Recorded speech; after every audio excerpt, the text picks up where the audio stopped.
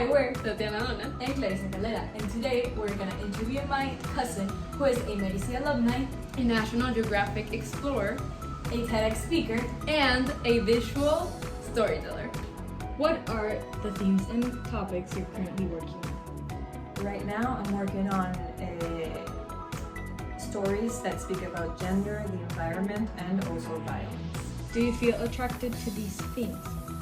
I do because I'm a Venezuelan woman and I've been living here for a long time and I've experienced violence firsthand and also environmental issues. So that's why I'm really attracted to these topics. You feel that you are a better person, a better professional, or that you are more sensitive and more connected to the reality of the country thanks to your work? I believe that my practice as a photojournalist, a photographer, and a journalist has made me closer with the different realities that coexist in Venezuela right now. And my work has been sort of like a passport to these different realities, and I'm very, very thankful for that because if it weren't for it, I would be a totally different person. Has your work made a difference to raise awareness over these issues? I would love to think that it does, and I've seen that sometimes people get connected thanks to the reportage or the photo essays that I make. But I think that I wish that my work had more social impact. Do you feel that women's voices are being heard and recognized in the photography field? Right now, in the industry that I work in, which is mostly photojournalism or photography or fine art photography, I think that it is being recognized slowly. I think that 10 years ago, before I began working, it was different. You had to be a white male Western photographer to be heard and to have a stake at the publishing industry. So I'm thankful that today we do have a little bit more voice thanks to organizations such as Women Photograph or Fotofeminas, which connect editors in publications to photographers, to women photographers specifically, just as myself. And can you tell us about your experience personally as a woman in the photography field?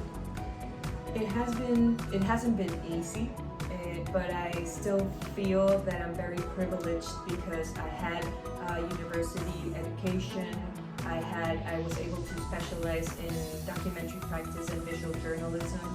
So I do have a privilege, but it has still been hard because specifically here in Venezuela, the organizations that still work here, such as news agencies, are still led by men.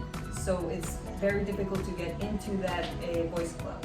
But at the same time, there have been editors that have reached out to me, mostly women editors, to work on different stories here in Venezuela for big publications. So it has like a luminous side, but it also has a dark side. What was the story that you had to cover and learn the most from?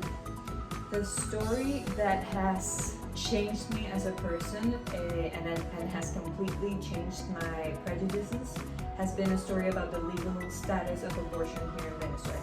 So it's a difficult story, but it connected me with subjects such as female leadership and also agency of women's bodies. So for me, it has been very, very important. It also connected me to the topic of sisterhood, which I believe is very important today, specifically for the access of women into the power structure. So that for me has been extremely valuable.